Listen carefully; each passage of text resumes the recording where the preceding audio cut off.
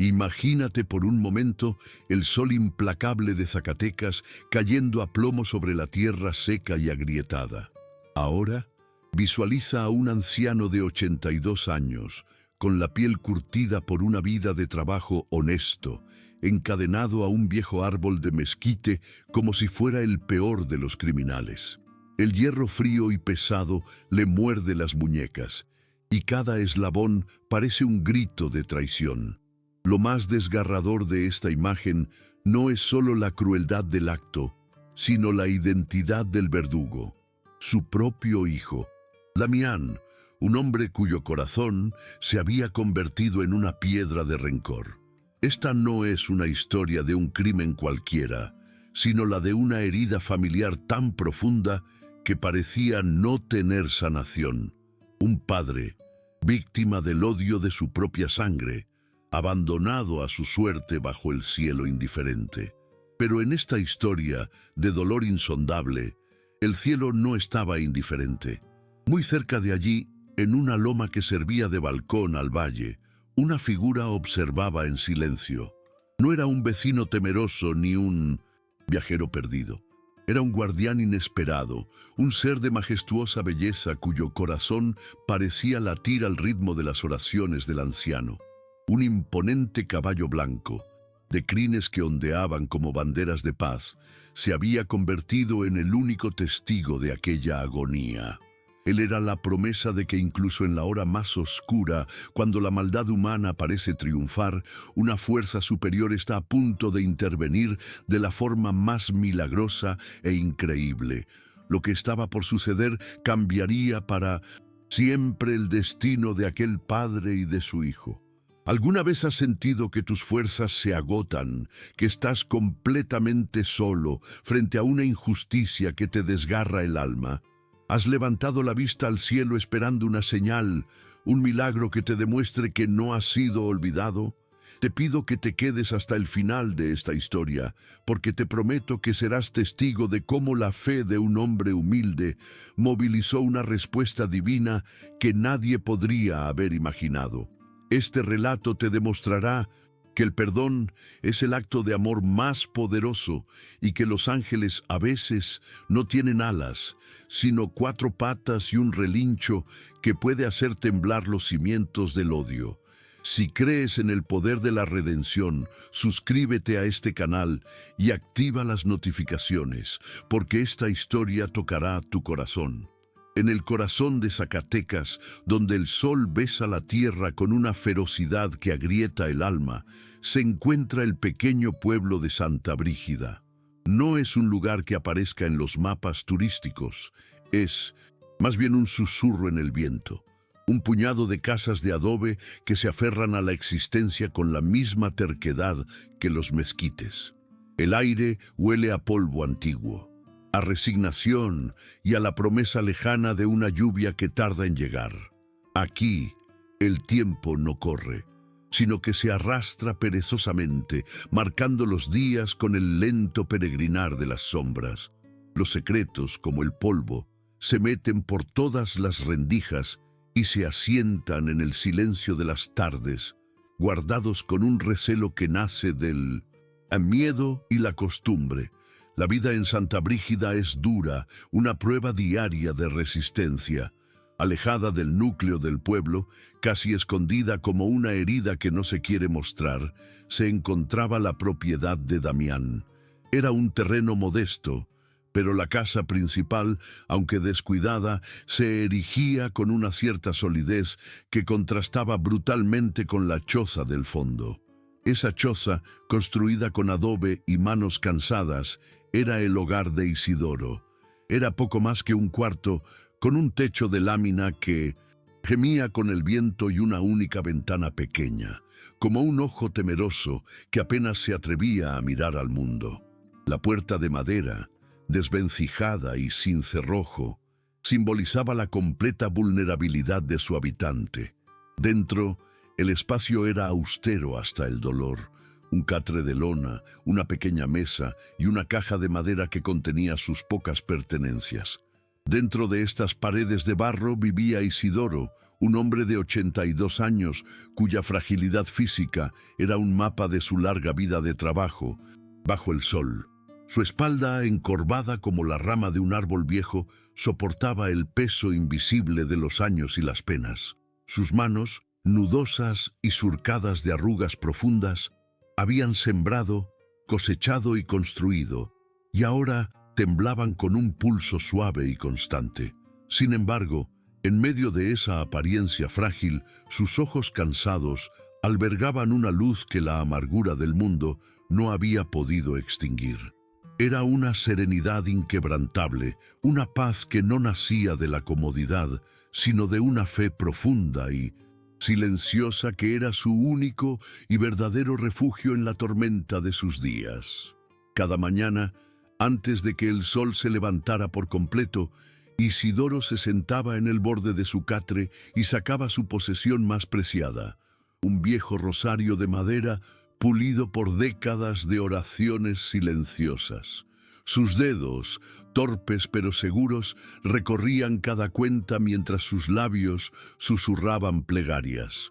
Pero Isidoro no pedía por su propia liberación, ni por un alivio a su hambre o a su soledad. Sus oraciones tenían un solo destinatario, su hijo, Damián. Pedía a Dios y a la Virgen de Guadalupe, cuya imagen gastada colgaba sobre su catre, que ablandaran el corazón de su hijo, que lo liberaran de la oscuridad que lo consumía. Rezaba por la salvación del alma de su verdugo, en un acto de amor incondicional que desafiaba toda lógica y todo sufrimiento. A veces, en la quietud de su choza, la memoria le traía el rostro sonriente de su difunta esposa, Elena. Hacía más de una década que ella se había ido, llevándose consigo la música y el color de su vida. Recordaba su calidez, el olor de las tortillas que cocinaba y la fe compartida que los había sostenido en tiempos difíciles. La pequeña jarra de barro que aún conservaba en la mesa era el último vestigio tangible de sus manos. Un ancla a un pasado, donde el amor florecía en la misma tierra que ahora solo parecía producir rencor. Estos recuerdos eran a la vez un bálsamo y una espina, un dulce consuelo que acentuaba la amarga realidad de su presente, solo, en una casa que ya no era un hogar, sino una celda de espera. En el otro extremo de la propiedad, como la cara opuesta de la misma moneda, habitaba Damián. A sus 50 años, su apariencia era el reflejo de su alma, endurecida, descuidada y perpetuamente tensa. Su rostro estaba marcado por un ceño fruncido y una amargura que se había instalado en sus ojos, volviéndolos fríos y resentidos. Se movía con una furia contenida, como si cada paso fuera una batalla contra el mundo. El trabajo en el Bicentenario, un campo que para su padre había sido una forma de vida, para él era una condena, un recordatorio constante de lo que consideraba su futuro robado. Su fuerza física, notable y ruda, contrastaba dolorosamente con la debilidad espiritual que lo carcomía por dentro, un veneno que él mismo destilaba día tras día. La crueldad de Damián no era solo un arrebato ocasional, era una rutina metódica, un veneno administrado en dosis diarias. Al mediodía, cuando el hambre más apretaba, se acercaba a la choza de Isidoro. No lo llamaba papá, sino viejo o inútil. Le entregaba un plato de metal abollado con las sobras de su propia comida, unos cuantos frijoles aguados, a veces una tortilla dura como suela de zapato. «Traga, para que no digan que te dejo morir de hambre», le espetaba con desprecio, observándolo comer con una mirada que era una mezcla de asco y satisfacción. Para Damián, cada bocado que su padre ingería era un robo, un recurso que le estaba siendo quitado a él, el verdadero merecedor. La humillación era el plato principal en aquel menú de desprecio. La raíz de este odio era una herida vieja y purulenta en el alma de Damián. Años atrás, siguiendo un consejo bien intencionado, pero equivocado de Isidoro, Invirtió todos sus ahorros y los de la familia en unas tierras que resultaron ser infértiles. La ruina fue total y aplastante. Desde ese día, Damián reescribió la historia en su mente. Su padre no era un hombre que cometió un error, sino un necio que deliberadamente destruyó su futuro. «Por tu culpa soy esto», le gritaba a veces en sus arranques de ira, «un don nadie atado a este maldito pedazo de tierra. Me robaste mis sueños, viejo estúpido». No veía al hombre que le dio la vida, sino al arquitecto de su fracaso, y cada día de su vida era un esfuerzo por cobrar esa deuda inexistente. Los pocos vecinos que vivían lo suficientemente cerca para escuchar los gritos y ser testigos de las humillaciones, sabían del calvario de Isidoro.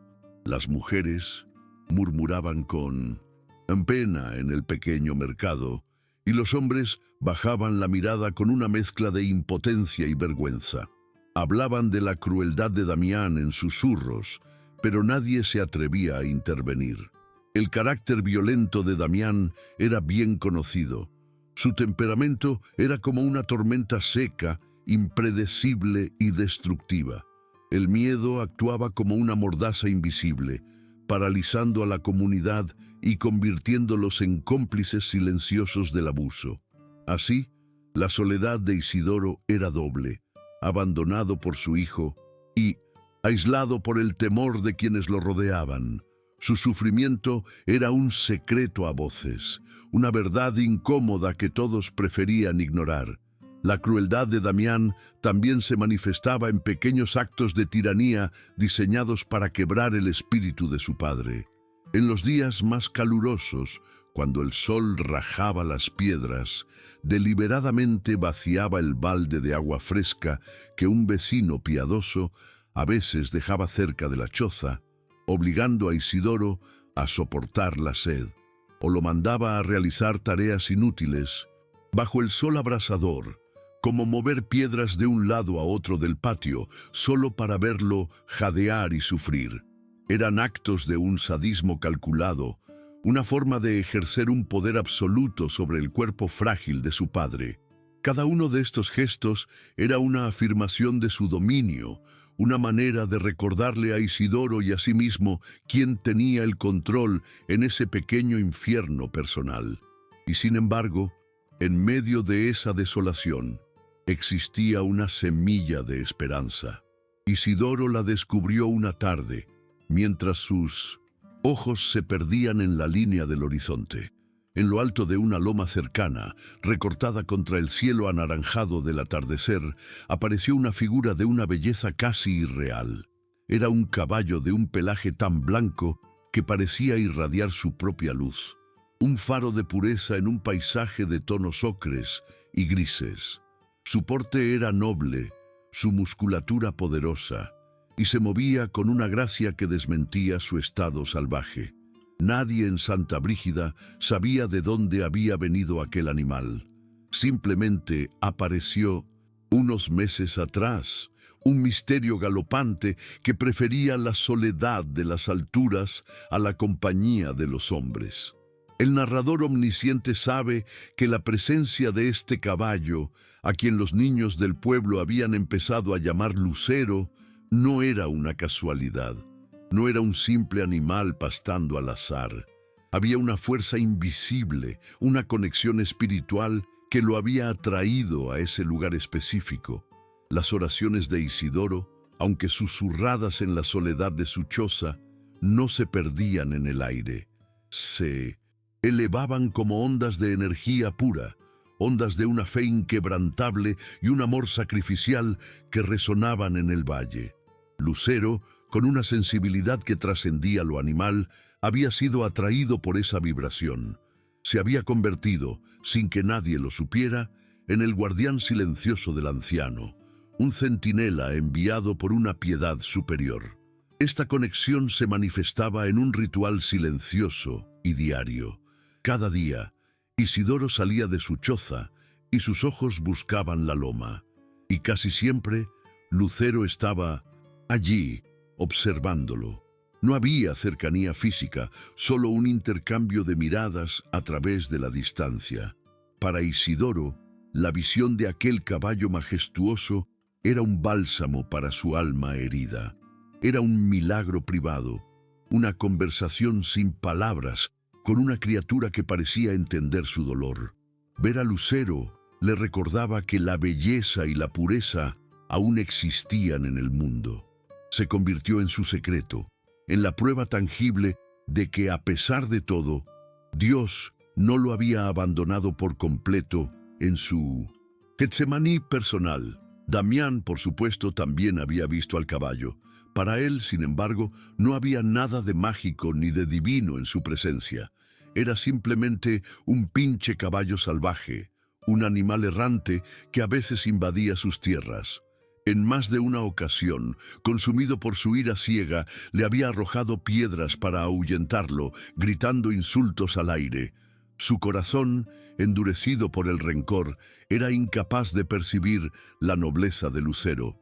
Estaba espiritualmente ciego a la señal que se le presentaba, sordo al mensaje que el cielo intentaba enviarle. La indiferencia y el desprecio de Damián hacia el caballo eran un reflejo perfecto de su incapacidad para ver la santidad que residía en su propio padre. Así, los días transcurrían en este tenso equilibrio. Por un lado, la opresión sistemática de Damián, un hombre atrapado en la cárcel de su propio resentimiento, cuya ira crecía con cada amanecer.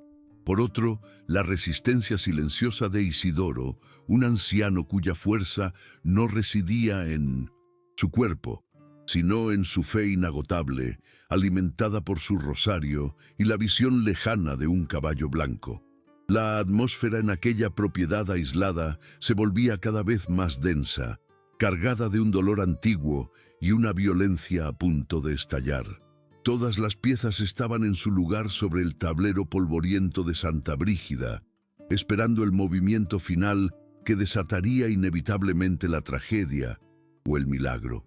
Aquel día, el sol no solo calentaba, sino que castigaba. Se cernía sobre Santa Brígida como un ojo de fuego, evaporando cualquier rastro de piedad del aire. Dentro de la choza, Isidoro sentía el calor como una manta pesada que le robaba el aliento y las fuerzas.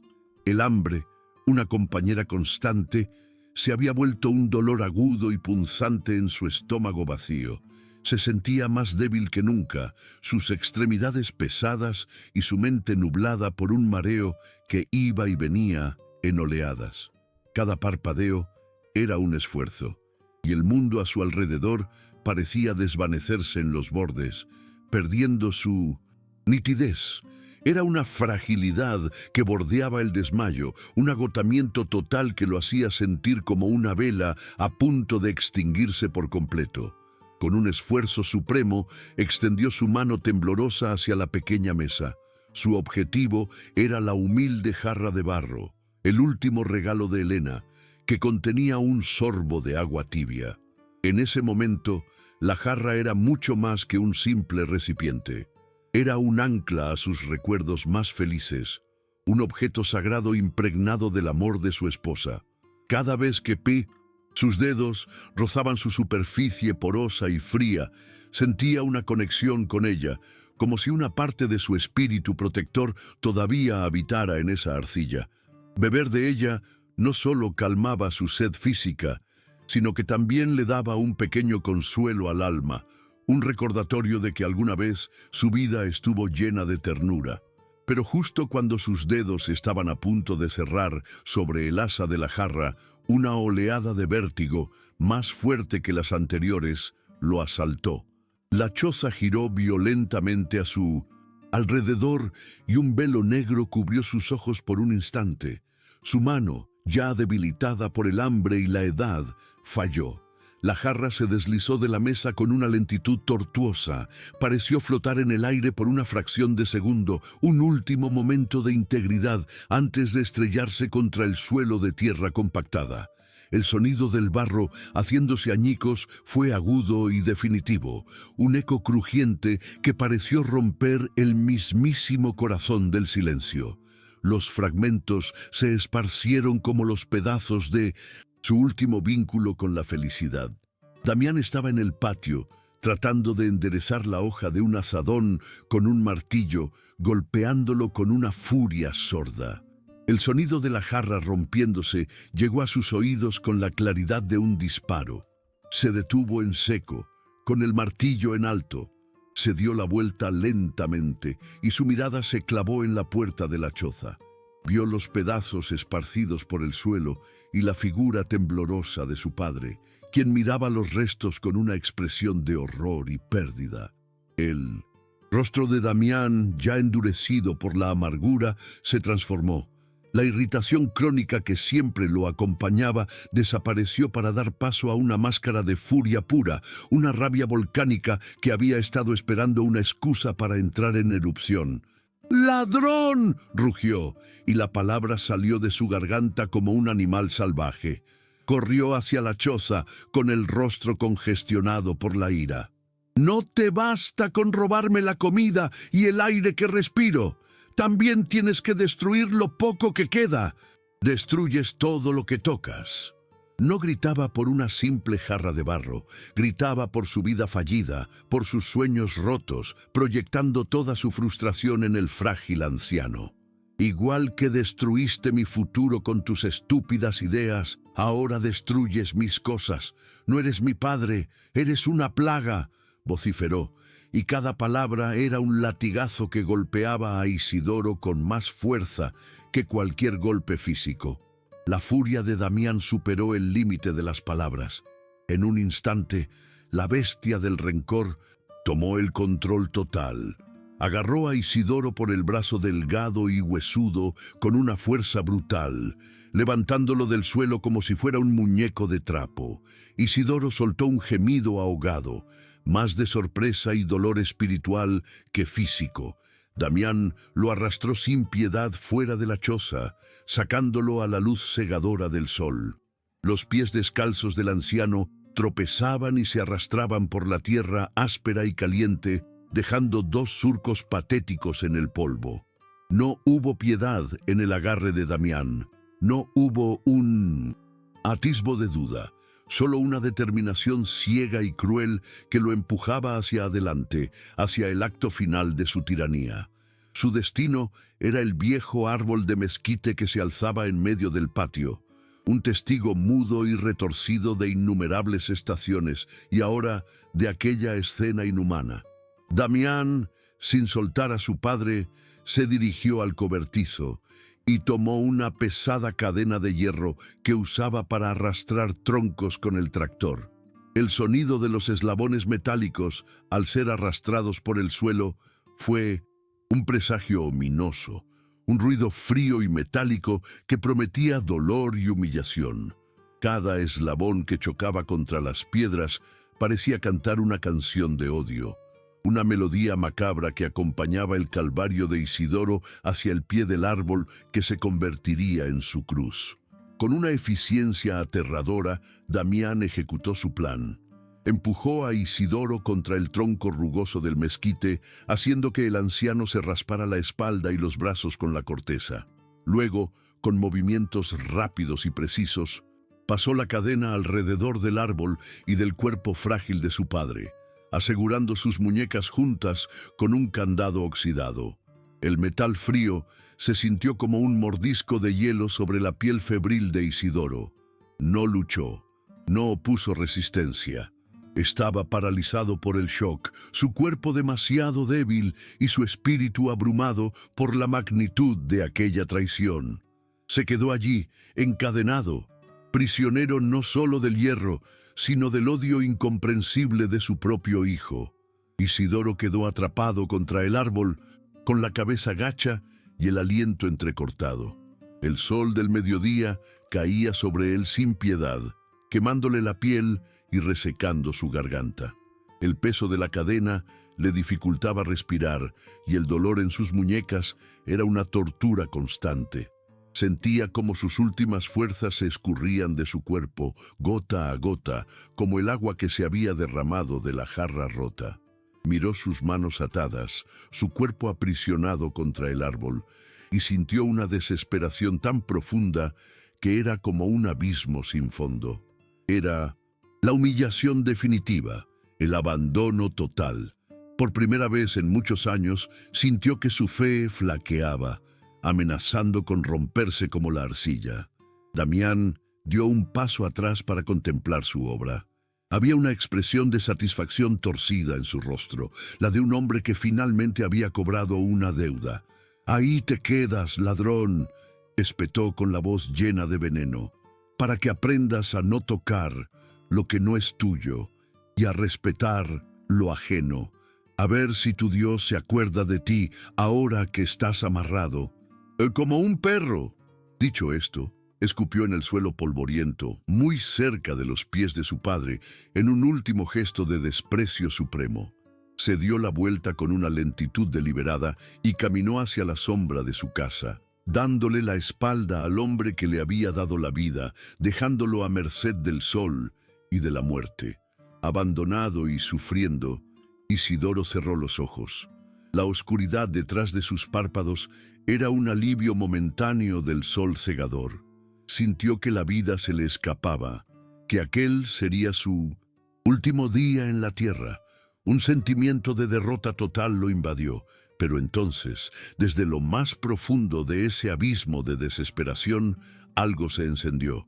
No fue una chispa de ira ni un deseo de venganza. Fue la última brasa de su fe, pequeña pero incandescente, que se negaba a extinguirse.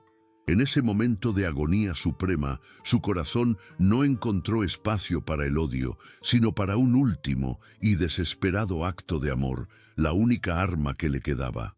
Levantó su rostro hacia el cielo azul y sin nubes, un lienzo infinito que parecía burlarse de su sufrimiento. Sus labios, secos y agrietados, apenas pudieron formar las palabras, que salieron en un susurro ronco pero claro. La oración no fue para él. No pidió ser liberado, no pidió que su dolor cesara, no pidió justicia. Su súplica final fue para su verdugo. «Dios mío, Padre Santo», musitó, «no lo culpes a él, te lo ruego, perdona su alma. Está perdido en la oscuridad y no sabe lo que hace. Sálvalo, por favor, sálvalo a él de este infierno que lleva dentro». Fue el acto de perdón más puro, ofrecido desde el corazón mismo de la tortura. En el preciso instante en que la última palabra de la oración de Isidoro se disolvió en el aire caliente, ocurrió algo. Un sonido rompió la quietud opresiva del mediodía. No fue el viento, ni el zumbido de un insecto.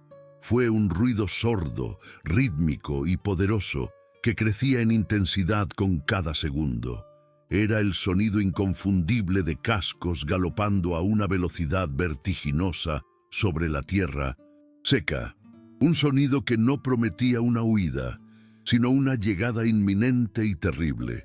El valle, que había sido un testigo silencioso, ahora parecía contener la respiración, a la espera de lo que estaba por manifestarse. Como un espectro de luz materializado de la nada, Lucero apareció en la cima de la loma. Ya no era el observador sereno y distante de otros días. Ahora era una fuerza de la naturaleza desatada, un instrumento de la furia divina. Su pelaje blanco brillaba bajo el sol con una intensidad sobrenatural, y cada músculo de su cuerpo estaba tenso por la velocidad y la intención. Se lanzó colina abajo como un rayo, una mancha blanca que cortaba el paisaje marrón. El polvo se levantaba a su paso como dos alas furiosas, y su crin y su cola ondeaban al viento no con gracia sino con la violencia de un estandarte de guerra que avanza hacia la batalla. La modesta cerca de alambre de púas que delimitaba la propiedad de Damián no fue un obstáculo para él. Lucero no redujo la velocidad ni por un instante. A pocos metros de la cerca reunió su poder en un instante de pura potencia. Sus músculos se contrajeron y se lanzó al aire. El salto fue una proeza de una belleza y una fuerza sobrecogedoras, un arco perfecto que pareció desafiar las leyes de la física. Aterrizó en el patio con un estruendo que hizo temblar el suelo. un sonido de trueno en un día sin nubes. Su presencia repentina y violenta llenó el espacio, cargando el aire con una electricidad palpable y una amenaza innegable. Alertado por el estruendo, Damián, que estaba a punto de entrar en su casa, se dio la vuelta. Lo que vio lo dejó paralizado, con los ojos abiertos de par en par por una mezcla de incredulidad y un terror primario que no había sentido en años. El caballo salvaje estaba allí, a pocos metros de él, pero no era el mismo animal al que le había arrojado piedras. Este ser resoplaba con furia, sus fosas nasales dilatadas y sus ojos oscuros, normalmente sabios y tranquilos, ahora ardían con una luz acusadora. Damián sintió un escalofrío helado recorrerle la espalda a pesar del calor. Por primera vez no vio un animal, sino un juicio, una aparición imposible venida a pedirle cuentas. Sin dudarlo, Lucero galopó los pocos metros que lo separaban de Damián. Justo frente a él se irguió sobre sus poderosas patas traseras, creciendo en tamaño hasta convertirse en una figura titánica que bloqueaba el sol. Su sombra cayó sobre Damián como un manto de condena. Y entonces, el caballo emitió un relincho. No fue el sonido de un animal asustado o enojado, fue un grito profundo, poderoso y resonante, un estruendo que pareció nacer de las entrañas de la tierra y del cielo al mismo tiempo. Un sonido que no solo expresaba furia, sino también un dolor profundo y una justicia largamente esperada. El relincho se expandió por todo el valle, una llamada de atención que ningún alma en Santa Brígida pudo ignorar. Tras aterrizar de nuevo sobre sus cuatro patas con un golpe seco, Lucero hizo algo que rompió toda lógica animal. En lugar de atacar a Damián, lo ignoró como si fuera insignificante. Con una delicadeza y una precisión increíbles, se movió rápidamente hacia el mezquite. Con su propio cuerpo, se interpuso entre Damián y el árbol, formando un escudo viviente de músculo y pelaje blanco para proteger al anciano encadenado. Se plantó allí, firme como una roca, dándole la espalda a Isidoro en un gesto de protección y mirando fijamente a Damián, bloqueando cualquier posible acceso al hombre indefenso. Finalmente, Lucero giró su cabeza y clavó su mirada en Damián. Fue una mirada que trascendió el instinto. Sus grandes ojos oscuros ya no solo ardían de furia, sino que estaban llenos de una inteligencia profunda y una acusación inequívoca. Era como si 1000 años de sabiduría y juicio estuvieran contenidos en esa mirada. El narrador sabe que, en ese instante, el caballo no estaba simplemente mirando a Damián, estaba abriéndole el alma a la fuerza, obligándolo a confrontar la monstruosidad de su propio corazón. Le mostró, sin palabras, la imagen exacta de lo que se había convertido. Un hombre que encadenaba a su propio padre. La barrera de odio de Damián, construida durante años, comenzó a agrietarse bajo el peso de esa mirada divina.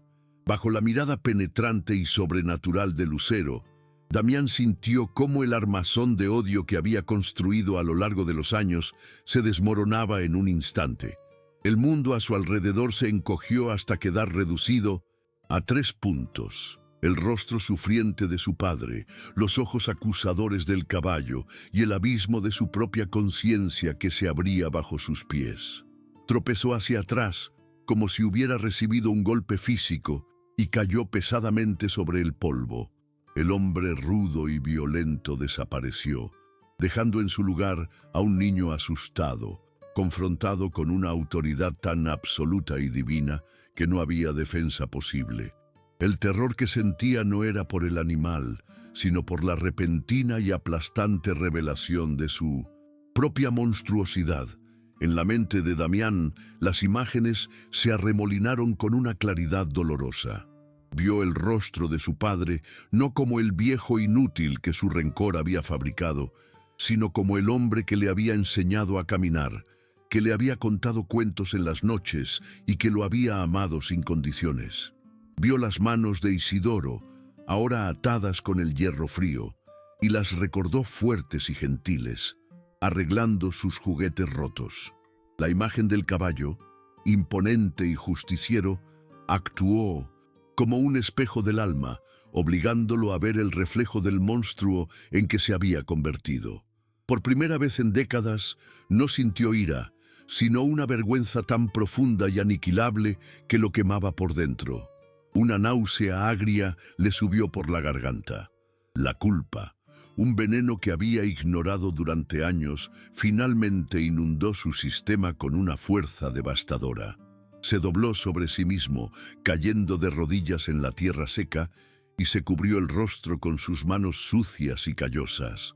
No era para protegerse de la mirada del caballo, sino para esconderse de sí mismo, de la verdad insoportable de su propio pecado.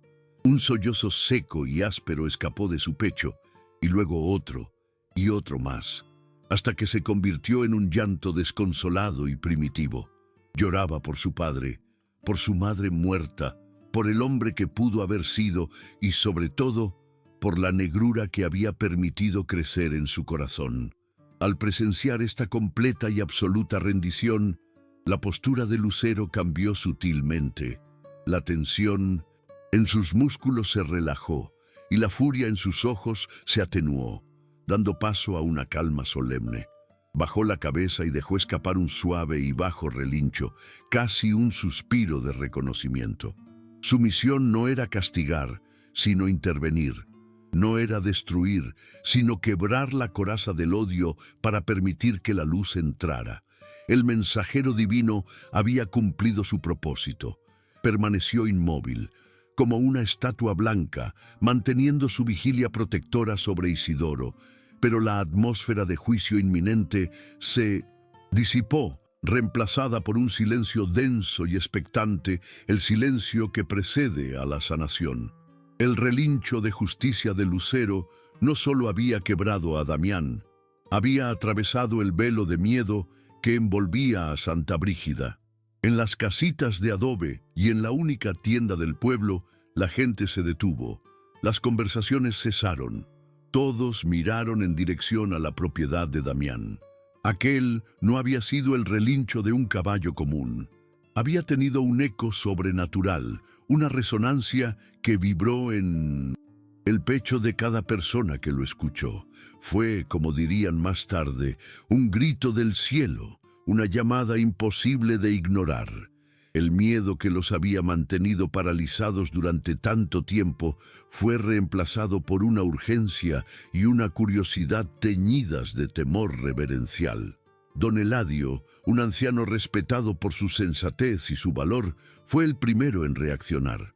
Dejó sus herramientas, se ajustó el sombrero y con voz firme dijo a los otros hombres que estaban con él: «Vamos, eso no fue un animal, fue una señal de Dios». Sus palabras rompieron el hechizo del miedo. Un puñado de hombres y algunas mujeres valientes se unieron a él, armados no con palos o machetes, sino con una nueva determinación nacida de un asombro compartido. Se movieron con rapidez, un pequeño éxodo de conciencia que por fin se atrevía a caminar hacia la oscuridad para ver si, en efecto, una luz había descendido sobre ella. Cuando el pequeño grupo llegó al límite de la propiedad, se detuvieron en seco, con la respiración contenida. La escena que se desplegaba ante ellos era más extraña y poderosa de lo que cualquiera podría haber imaginado. Vieron a Isidoro, pálido y exhausto, encadenado al tronco del mezquite. Vieron a Damián, el tirano del pueblo, de rodillas en el suelo, llorando como un niño perdido, y entre ellos, como un árbitro celestial, estaba el majestuoso caballo blanco, de pie, en una calma vigilante. Era una imagen sacada de un relato bíblico, un tableau viviente de pecado, sufrimiento y milagrosa intervención que selló en sus mentes la certeza de que estaban presenciando un acto divino. Sin necesidad de intercambiar palabras, la compasión se apoderó de la comunidad. Don Eladio y otro hombre más joven corrieron hacia el cobertizo de Damián. Encontraron una barra de metal y con 2 golpes certeros y sonoros rompieron el candado que aprisionaba a Isidoro. El sonido del metal rompiéndose fue como una exclamación de libertad. Las mujeres acudieron de inmediato a sostener al anciano, cuyas piernas cedieron en el momento en que sintió que las cadenas caían. Lo llevaron con cuidado a la sombra, le dieron de beber agua de una cantimplora y le limpiaron el rostro sudoroso y polvoriento, con una ternura que era un bálsamo para sus heridas visibles e invisibles. Mientras Isidoro era atendido, todos los ojos se volvieron hacia Damián. Él seguía en el suelo, acurrucado en su propia miseria, sin atreverse a levantar la vista. Nadie le gritó, nadie lo insultó. El castigo que recibió en ese momento fue mucho peor. El peso de las miradas silenciosas de sus vecinos, miradas que ya no contenían miedo, sino una mezcla de lástima, desprecio y una profunda decepción.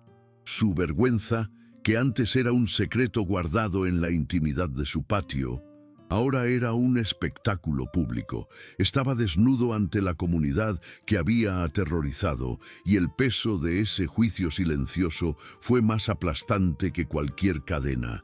Alguien fue enviado a toda prisa a buscar al comisario del pueblo, un hombre de ley que hasta ahora había evitado involucrarse por falta de pruebas o de un denunciante. Pero ahora las pruebas estaban a la vista de todos. La comunidad, unida por el milagro que habían presenciado, se aseguró de que la justicia humana siguiera su curso. No por venganza, sino porque entendieron que la sanación completa requería tanto de la rendición de cuentas terrenales como de la intervención divina.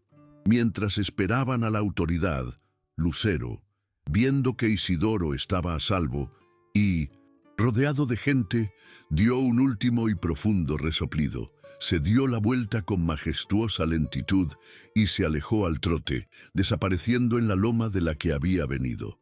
Pasaron algunos días. Isidoro se recuperaba lentamente en la casa de don Eladio y su esposa, Adela. La comunidad entera se volcó en su cuidado. Le llevaban caldos calientes, pan recién hecho y, lo más importante, compañía. Se sentaban con él en el porche, escuchando sus historias de tiempos pasados, maravillados por la ausencia total de rencor en su voz. Isidoro estaba físicamente más débil que nunca, pero su espíritu, liberado del ciclo diario de abuso, irradiaba una paz y una serenidad que contagiaba a todos los que se le acercaban. Había sobrevivido a su infierno personal y había emergido con el alma intacta, un testimonio viviente de la resistencia de la fe. Mientras tanto, Damián se encontraba en la pequeña y húmeda celda de la comandancia del pueblo. Estaba solo con sus pensamientos, que eran una tortura mucho peor que el encierro. El narrador sabe que Damián no sentía rabia por su situación. La ira había sido purgada de su sistema, reemplazada por un vacío reflexivo. Pasaba las horas mirando la pared, pero en realidad lo que veía eran los ojos del caballo grabados a fuego en su memoria. Repetía la escena una y otra vez, el sonido de la jarra rompiéndose, el peso de la cadena en sus manos y la oración de perdón que, confusamente, recordaba haber escuchado de su padre justo antes de la llegada del caballo. Un día Isidoro, sintiéndose un poco más fuerte, hizo una petición que sorprendió a todos. Quería ver a su hijo.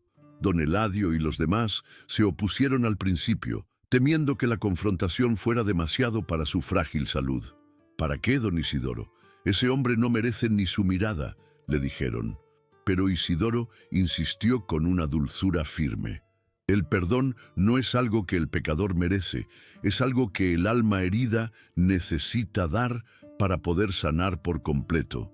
Explicó con una sabiduría simple. El caballo nos abrió la puerta. Ahora nos toca a nosotros cruzarla.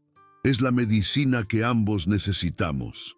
El encuentro se organizó en un pequeño cuarto de la comandancia. Cuando Damián entró, Arrastrando los pies y con las manos esposadas, no se atrevió a levantar la vista del suelo. Ver la figura frágil de su padre, sentado en una silla de madera, fue como un golpe en el estómago. Avanzó lentamente hasta quedar frente a él, y sin que nadie se lo pidiera, sus rodillas se doblaron y cayó al suelo con la cabeza gacha en un gesto de absoluta sumisión y arrepentimiento. El silencio en la habitación era tan denso que se podía sentir el latido de dos corazones, uno latiendo con ansiedad y el otro con una calma amorosa.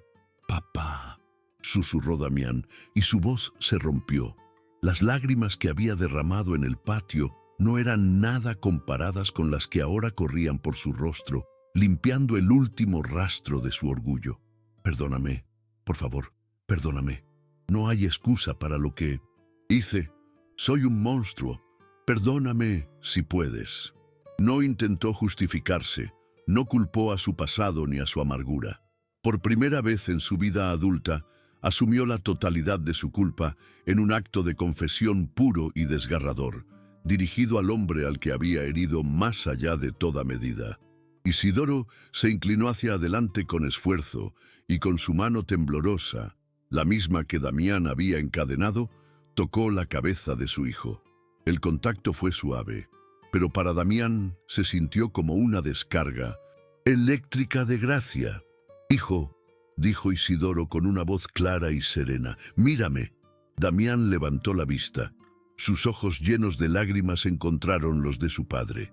Ese caballo lucero no fue una señal solo para mí, fue un milagro para los dos. Dios no quería castigarte, quería salvarte, y a mí me dio la fuerza para hacer lo que debo hacer ahora. Hizo una pausa y luego pronunció las palabras que Damián creía que nunca escucharía. «Te perdono, Damián. Te perdono con todo mi corazón». Aquel acto de amor incondicional fue la llave que finalmente liberó el alma de Damián. El perdón de su padre, algo que no merecía y no esperaba, lo derrumbó por completo. Se aferró a las rodillas de Isidoro y lloró libremente, un llanto purificador que arrastró consigo las últimas toxinas del rencor y el odio que habían envenenado su vida durante tantos años. En ese momento, en ese suelo sucio de la comandancia, Damián no solo recibió el perdón de su padre, sino que por primera vez comenzó a vislumbrar la posibilidad de perdonarse a sí mismo. La redención había comenzado. La justicia humana siguió su camino. Damián fue sentenciado a un largo período de servicio comunitario y se le impuso una orden de restricción que le impedía acercarse a su padre hasta que las autoridades y la propia comunidad lo consideraran seguro. Pero Damián aceptó su castigo no con resentimiento, sino con una humildad que nadie le había conocido jamás. Consideró cada día de trabajo forzado, reparando los techos de sus vecinos o limpiando la plaza del pueblo como una penitencia necesaria, un primer paso en el largo y arduo camino de reconstruir su vida y ganarse de nuevo un lugar en el mundo como un hombre de bien, y no como la sombra que había sido. Los años que siguieron al milagro del caballo blanco transformaron a Santa Brígida de maneras profundas y perdurables. Isidoro vivió sus últimos días rodeado de un amor y un respeto que nunca antes había conocido. Se mudó permanentemente a una pequeña habitación en la casa de don Eladio, donde Adela lo cuidaba como si fuera su propio padre. Pasaba las tardes en una mecedora en el porche, con su viejo rosario entre los dedos, observando los atardeceres que pintaban el cielo con los mismos colores del día de su liberación. Ya no era el anciano olvidado en la choza, sino el patriarca silencioso del pueblo, un faro de fe cuya simple presencia recordaba a todos el poder de la oración y la infinita misericordia de Dios. El camino de Damián fue mucho más arduo, una peregrinación diaria hacia la redención. Cumplió su sentencia con una diligencia silenciosa que desconcertó a quienes lo conocían de antes. Se le veía barriendo la plaza, reparando cercas ajenas o acarreando adobes para una nueva construcción, siempre con la cabeza gacha y una expresión de concentración humilde.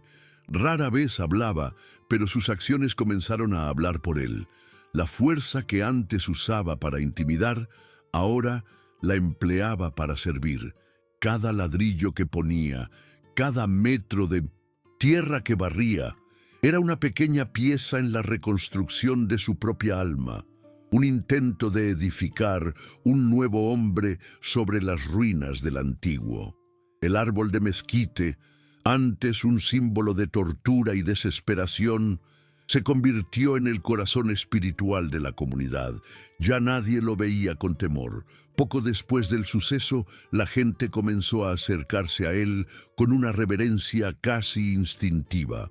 Alguien barrió cuidadosamente el suelo a su alrededor, creando un círculo de tierra limpia. Otro clavó un pequeño letrero de madera toscamente tallado que simplemente decía «El mezquite del milagro».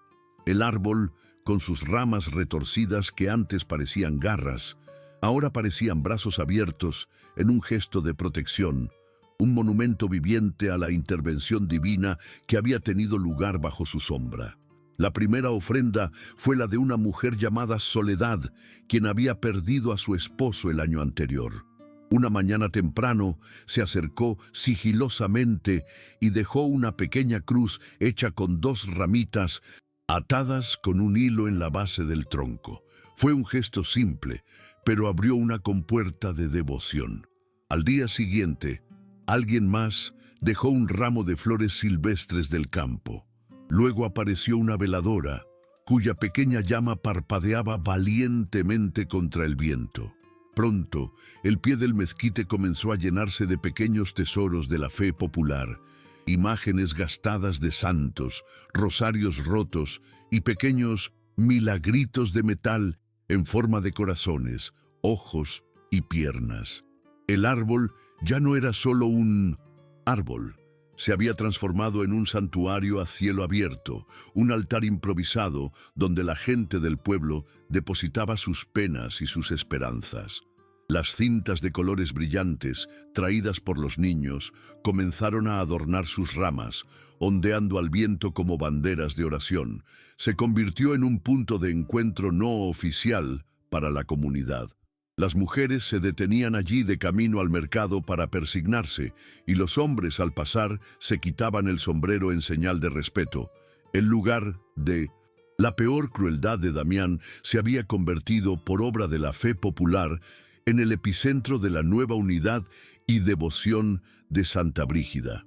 Una de las tradiciones más hermosas que surgieron fue la de dejar agua para el caballo bendito. Cerca del mezquite siempre había 1 o 2 baldes llenos de agua fresca y limpia. Era un ritual comunal, un acto de gratitud y de esperanza. La gente lo hacía con la ilusión de que Lucero, en una de sus apariciones, bajara de la loma a beber de su ofrenda. Era su manera de agradecer al mensajero divino, de reconocer su papel en el milagro y de invitar a la magia a permanecer cerca de ellos. Cuidar el agua del caballo se convirtió en una responsabilidad sagrada, un pequeño acto de fe realizado diariamente por los habitantes del pueblo. Y Lucero, el protagonista celestial de la historia, se convirtió en una leyenda viviente. Nunca permitió que nadie se le acercara demasiado, conservando siempre su naturaleza salvaje y libre. Pero su presencia en la loma se volvió una constante reconfortante. Los agricultores lo buscaban con la mirada al empezar su jornada, y ver su silueta blanca recortada contra el cielo era considerado un augurio de buen día. Los niños lo señalaban con emoción y susurraban su nombre, Lucero. Ya no era un simple caballo, sino el guardián del pueblo, un símbolo sagrado y galopante de que Dios no solo escuchaba las plegarias de los justos, sino que a veces las respondía con truenos y con cascos. La historia del milagro se tejió en el alma de Santa Brígida, contada y recontada hasta convertirse en parte de su folclore sagrado. En las noches frescas, alrededor de fogatas o en los porches de las casas, los abuelos la narraban a las nuevas generaciones. En sus relatos, la historia cobraba vida con detalles cada vez más vívidos. El blanco del pelaje del lucero se volvía más brillante, su relincho más poderoso, y los ojos de Damián, al arrepentirse, más llenos de lágrimas. La historia dejó de ser un simple recuento de hechos para convertirse en una parábola sobre el perdón, la fe y la redención, una lección fundamental que se enseñaba a cada niño nacido en el pueblo. La transformación más profunda, sin embargo, fue la del propio tejido social de la comunidad. El miedo que los había mantenido divididos y silenciosos se disolvió, reemplazado por un fuerte sentido de unidad y responsabilidad mutua. La gente comenzó a cuidarse más los unos a los otros, a estar más atentos a las señales de sufrimiento ajeno. El milagro no solo había salvado a un hombre y redimido a otro, había despertado la conciencia colectiva del pueblo, recordándoles que la comunidad no es solo un conjunto de casas, sino una red de corazones que deben latir al unísono, especialmente para proteger a los más vulnerables. Pasó un año entero de penitencia silenciosa. Un día, Damián, que había terminado su servicio, se atrevió a caminar por el sendero que pasaba cerca de la casa de don Eladio. No se acercó, solo se quedó a lo lejos, observando a su padre mecerse en el porche. Isidoro lo vio. Sus miradas se cruzaron a través de la distancia. No hubo palabras, no era necesario. Isidoro simplemente levantó una mano y le dio un lento y suave asentimiento, un gesto que lo decía todo. Sigue adelante, hijo, vas por buen camino. Para Damián, ese pequeño gesto de su padre fue una bendición más valiosa que cualquier absolución formal. Con el tiempo, Damián comenzó a reintegrarse en la vida del pueblo, aunque de una manera muy diferente. Se ofreció a hacer los trabajos más duros que nadie quería, siempre con una humildad que seguía sorprendiendo a todos. La primera persona que le dirigió una palabra amable fuera de la necesidad fue la misma Soledad que había dejado la primera cruz en el árbol. Un día, al verlo pasar, simplemente le dijo: «Buenos días, Damián. Dios te guarde». Esas simples palabras de aceptación lo conmovieron hasta las lágrimas y le dieron la fuerza para continuar en su camino de enmienda, un camino que sabía que duraría toda su vida. El padre Anselmo, el sacerdote del pueblo, quien inicialmente se había mostrado escéptico, quedó tan conmovido por la transformación de la comunidad que dedicó un sermón completo al milagro de Santa Brígida. Habló de cómo Dios obra de maneras misteriosas y de cómo a veces envía ángeles en las formas más inesperadas, incluso con 4 patas y un relincho. Su sermón validó la experiencia del pueblo, dándole un lugar oficial dentro de la historia sagrada de la región y atrayendo a peregrinos de pueblos vecinos que venían a conocer el mezquite y a escuchar la historia de primera mano, buscando un poco de esa fe renovada. Isidoro, en la paz de sus últimos años, a menudo compartía su viejo rosario con los niños del pueblo, enseñándoles a rezar con la misma paciencia y amor que siempre lo habían caracterizado. Les contaba que cada cuenta no era solo para pedir, sino también para agradecer y, sobre todo, para perdonar. Su figura se convirtió en la de un santo local, un abuelo para todos, cuya historia personal de sufrimiento y perdón se había convertido en un evangelio de esperanza para toda la comunidad. Murió plácidamente mientras dormía, con una sonrisa en los labios, dejando un legado de fe que superaba con creces cualquier herencia material. Años después de la muerte de Isidoro, Damián se convirtió en el guardián no oficial del Mezquite del Milagro. Se le podía ver allí todas las mañanas, barriendo las hojas caídas, cambiando el agua de las veladoras y asegurándose de que el lugar se mantuviera digno y respetado. Nunca hablaba de lo que había hecho, pero su devoción silenciosa era un testimonio constante de su arrepentimiento y de la milagrosa segunda oportunidad que le habían otorgado.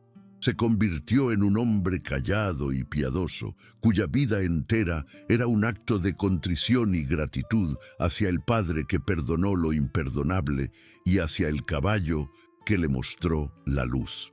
6. Finalización. Chamada para Ação.